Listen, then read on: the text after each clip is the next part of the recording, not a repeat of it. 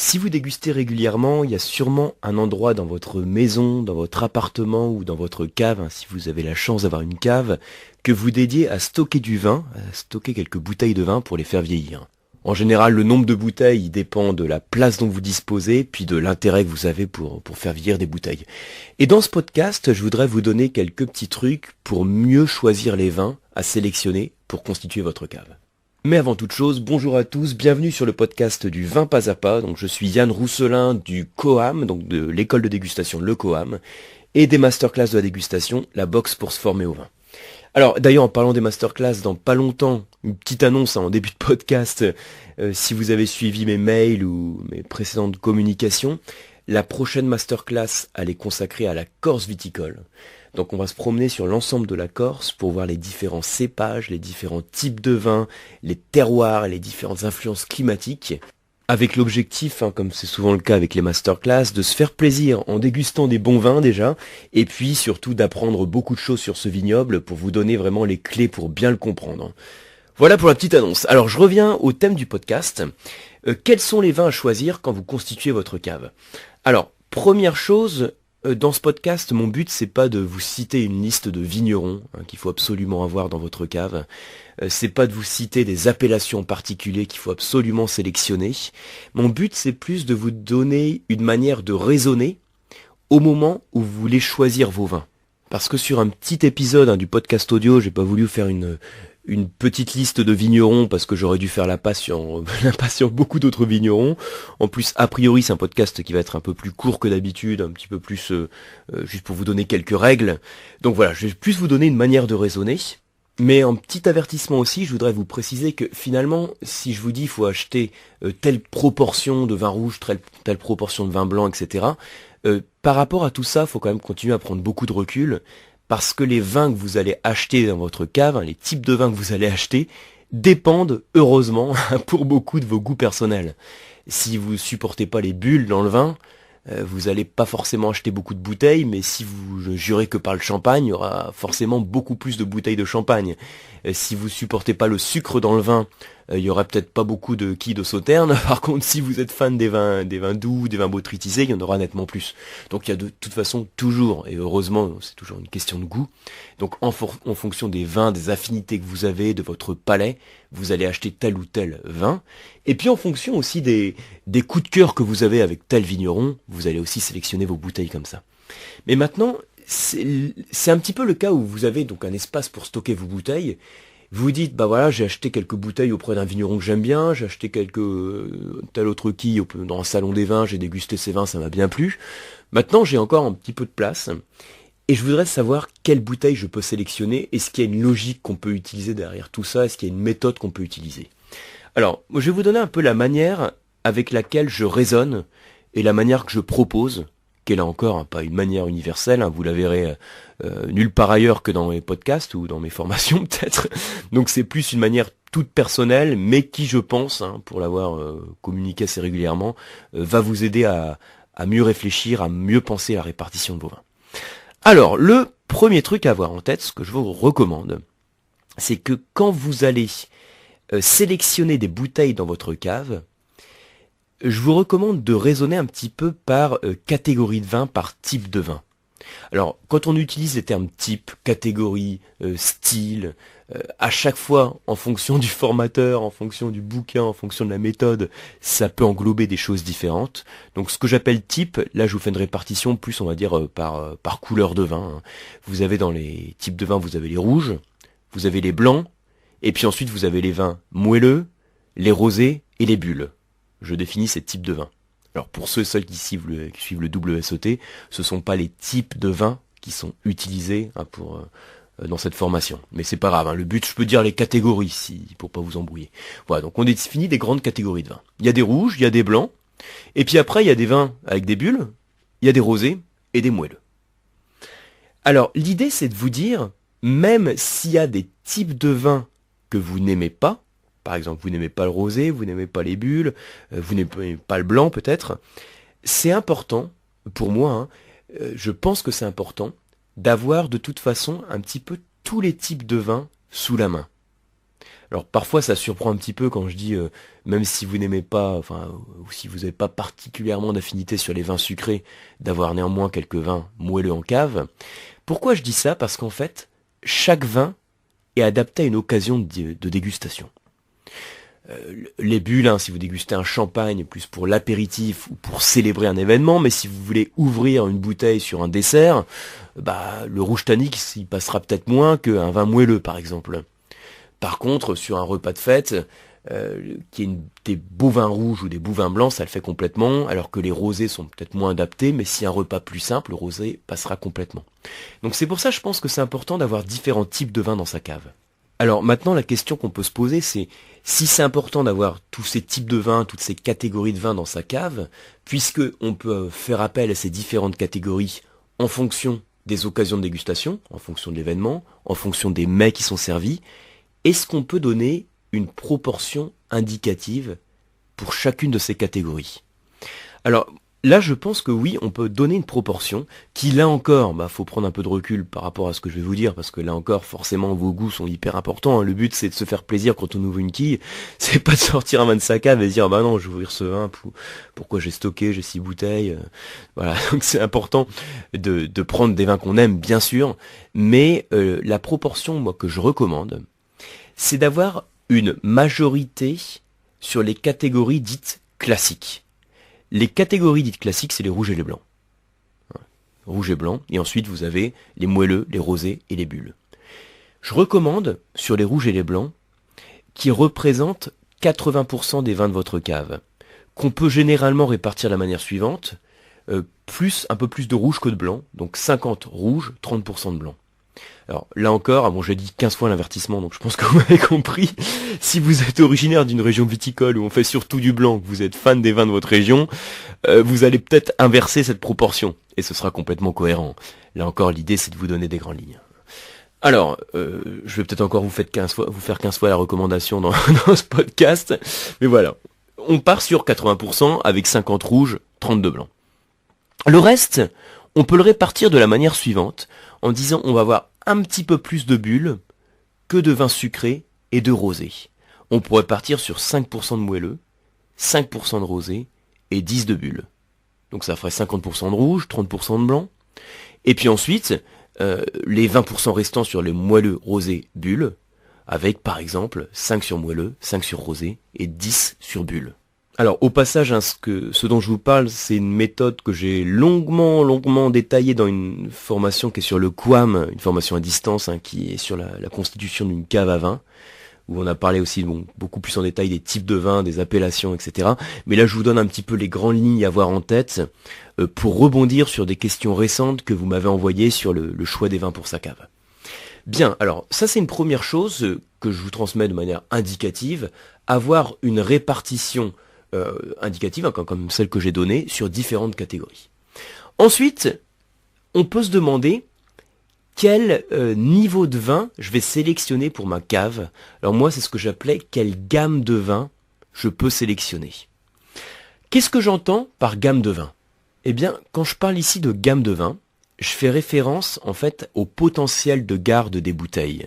Je peux avoir des bouteilles à déguster dans les 2-3 ans, par exemple je prends un Beaujolais Village, un générique, ou bien je peux avoir des vins à faire vieillir un petit peu plus longtemps, par exemple je reste dans le Beaujolais mais je passe sur un Morgon, ou bien je vais avoir des vins qui vont avoir encore un plus grand potentiel de garde, je prends de manière générale par exemple sur l'appellation Châteauneuf-du-Pape, bien qu'il y a encore des variations entre les vins, mais là on va pouvoir partir sur des gardes qui sont plus importantes parce qu'on a des vins qui sont construits, qui ont une structure, un profil gustatif qui est plus taillé pour la garde, un niveau de tanin supérieur, plus d'alcool, plus de corps, plus de complexité en termes d'arômes. Parfois, on a d'autres régions viticoles où on n'aura pas forcément autant d'alcool, mais on a plus de fraîcheur et plus d'acidité. Et l'acidité contribue aussi à la garde des vins. Donc en fonction de la manière dont le vin est construit, en fonction de son identité, de sa personnalité, on va avoir des vins qui vont être plus ou moins taillés pour la garde. Et pour faire simple, je peux définir donc des gammes de vins avec des vins à boire jeunes et d'autres à faire vieillir plus ou moins longtemps. Donc là, pour des besoins pratiques, je dis il y a des vins à boire jeunes et d'autres à faire vieillir. Et vous pouvez vous demander, maintenant, si j'ai une proportion indicative sur des catégories de vins, les rouges, les blancs, les rosés, etc. Quel vin je vais sélectionner, quelle proportion je vais prendre de vins de garde parmi ça. Est-ce que je vais prendre à 80% que des vins de grande garde, des grands vins qui vont vieillir longtemps, ou est-ce que je vais prendre plutôt que des vins à boire jeune? Et là, en fait, ma réponse sur ce point, elle va être hyper pratique. Ma réponse, ça va être, ça dépend. Et ça dépend de quoi? En fait, ça va dépendre de la qualité de votre cave. Parce que toutes les caves à vin se valent pas. Là, quand je parle de cave à vin, je parle simplement, au sens large du terme, d'un endroit pour stocker vos bouteilles. Si vous êtes dans un appart et que vous n'avez pas d'endroit pour stocker vos bouteilles, que vous avez quelques quilles qui sont debout au soleil, on peut considérer que c'est une cave, puisque c'est un endroit où vous stockez du vin, mais la cave, elle sera moins qualitative que s'il faut descendre 30 marches, aller en sous-sol, et que là vous avez une cave dans des conditions qui est sombre, avec une certaine fraîcheur toute l'année, pas de choc thermique, un bonne hygrométrie, etc. Donc le type de cave, évidemment, va varier en fonction des conditions que vous avez pour stocker vos vins. Si vous avez juste un appartement en plein soleil, mais que vous avez par exemple une armoire à vin, une cave de vieillissement, là, on peut effectivement dire qu'on a des conditions qui sont réunies pour faire vieillir les bouteilles. Donc ça dépend pas du fait si vous avez un appartement, une maison, une cave en sous-sol, c'est plus quelle est la qualité de l'espace dont vous disposez pour stocker vos bouteilles. Et là, vous allez peut-être me dire, bah oui, mais comment je sais si ma cave elle est de qualité ou si elle est pas bonne? En fait, là, c'est de manière intuitive. Comme je vous disais l'exemple tout à l'heure, si vous avez pas vraiment d'espace pour stocker vos bouteilles, qu'elles ont tendance à être un peu la lumière, qu'elles sont à une vingtaine de degrés toute l'année, vous voyez un peu le topo. Donc là, on considère que c'est une cave de piètre qualité, on va dire. Et puis si au contraire vous avez une cave sombre avec une hygrométrie, un taux d'humidité autour de 70%, que vous avez une température de 15 degrés toute l'année, bon voilà, ça sera une bonne cave. Et puis si vous êtes entre les deux, qui a une condition qui est pas forcément réunie pour en faire une bonne cave, ça sera un niveau intermédiaire. Et l'idée là à avoir en tête, c'est de se dire, si j'ai une cave qui est vraiment pourrie, si j'ai pas une bonne condition de garde, c'est pas du tout justifié de mettre des gros budgets dans des grosses bouteilles qui ont besoin de vieillir et de ne pas leur offrir de quoi vieillir. C'est plein de bon sens, mais c'est important de le rappeler par expérience. N'investissez pas dans des grandes bouteilles à faire vieillir si vous n'avez pas de conditions pour les faire vieillir. Parce que quand même, le truc à avoir en tête, c'est que j'en ai parlé pas mal de fois, mais vous savez que donc le vin il évolue au cours du temps, je vous le rappelle en 2 secondes, donc il y a toujours une phase à laquelle le vin est meilleur qu'à une autre. Donc c'est une courbe en cloche, quand on arrive au top de la courbe en cloche, c'est ce qu'on appelle l'apogée du vin. Voilà. Et tous les vins s'améliorent au cours du temps, et puis après déclinent. Comme tout être vivant, il y a la jeunesse, il y a l'âge adulte, où on est censé être au top, et puis après il y a la vieillesse, où on perd des propriétés physiques. Pour le vin, c'est exactement la même chose, sauf qu'on parle pas de propriétés physiques, mais de caractéristiques organoleptiques. Mais c'est le même jeu, quoi. Et l'idée, c'est, à chaque fois, d'avoir affaire à un vin au moment où il est au meilleur de sa forme. Parce que c'est là que le plaisir de la dégustation, que l'expérience de la dégustation sera la meilleure. Et donc, il faut déguster un vin, idéalement, à son apogée. Et du coup, si vous achetez une grande bouteille qui doit faire 20 ans de cave et que vous la dégustez au bout de 2 ans, le vin, il sera au début de son évolution, il sera pas encore à son top, à son apogée.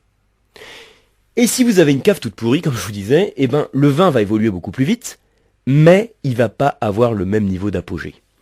Et la phrase clé dont j'ai déjà parlé, alors je sais pas si j'ai dit, j'en ai parlé récemment sur une formation, mais je pense que j'ai déjà dit plusieurs fois sur le podcast, l'idée à avoir en tête, c'est de se dire que qui vieillit lentement, vieillit bien.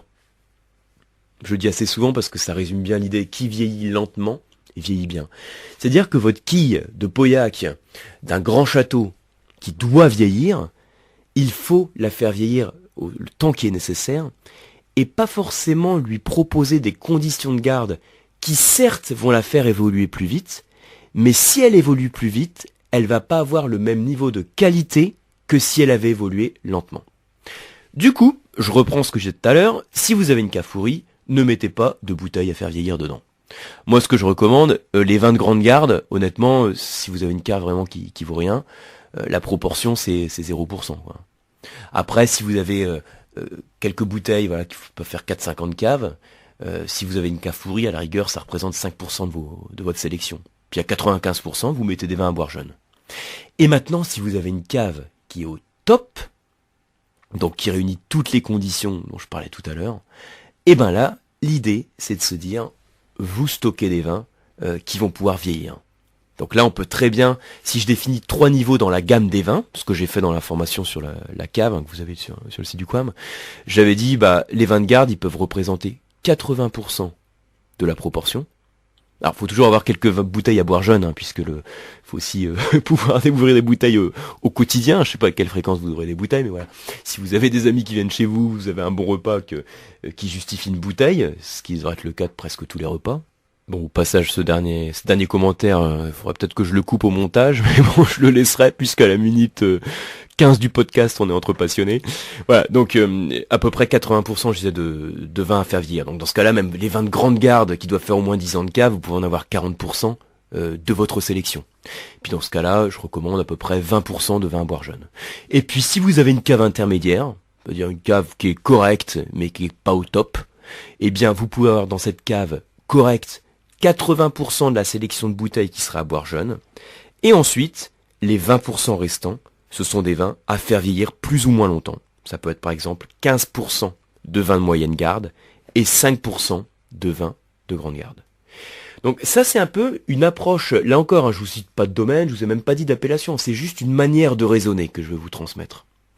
Donc je mettrai dans le descriptif du podcast ou sur le lien sur le blog en fait qui accompagne le podcast la petite répartition dont je viens de vous parler à l'instant sur les rouges, les blancs et puis donc qui sont les catégories classiques et puis ensuite les moelleux, les bulles et les rosés et au sein de ces types de ces catégories de vins, comment penser la répartition en fonction des gammes de vins qui correspondent au potentiel de garde des vins. Donc voilà pour cette petite approche, cette méthode de réflexion pour le choix des vins dans votre cave. Après la deuxième étape, ce serait de se dire, on va regarder maintenant des tableaux de vins rouges, de vins blancs, de rosés, de bulles, de moelleux, voire classer les vins ici entre les vins de garde, les vins à boire jeunes, etc. Donc ça c'est ce que j'avais fait aussi. Là l'idée... dans le cadre d'un podcast qui est finalement un petit peu plus long que prévu, je pensais partir sur une dizaine de minutes, comme d'hab on va dire, ça déborde. Voilà, c'est plus vous transmettre ça. Donc n'hésitez pas à m'envoyer vos commentaires sur ce podcast. En général, par expérience, je sais que ça a aidé pas mal de dégustateurs qui étaient un petit peu dans cette phase de je constitue ma cave à vin, sur quel type de vin je pars, etc. Là encore... Je l'ai dit plusieurs fois, je vous le rappelle, c'est prenez du recul par rapport à tout ça. Le vin, c'est une affaire de goût. Le vin, c'est toujours une question de plaisir. Le but du vin, c'est de passer des bons moments avec des bouteilles et des amis, et puis de la famille aussi. Donc, s'il y a toujours des catégories de vin que vous ne supportez pas, logiquement, adaptez la méthode à vos envies, à votre culture, à vos goûts, au type de vin que vous êtes habitué à déguster. Merci pour votre attention, j'espère vous retrouver très rapidement donc sur les formations du QAM, c'est toujours lecoam.eu. Vous pouvez retrouver, on en rajoute assez régulièrement en ce moment quelques dates sur les diplômes du WSET, notamment quelques dates aussi sur les formations à distance du WSET. Il reste aussi quelques places sur la formation à distance sur les vins de France, c'est le CCAVF, Certificat de connaissances approfondies sur le vignoble de France, qui est une grande première. C'est une formation qui existait en présentiel à Paris uniquement et qui est proposée maintenant donc pour la première fois en septembre à distance. Donc n'hésitez pas à faire un tour sur le site du QAM pour voir le descriptif. Et puis sinon, je vous retrouve comme toujours sur un podcast ou un article. À très bientôt.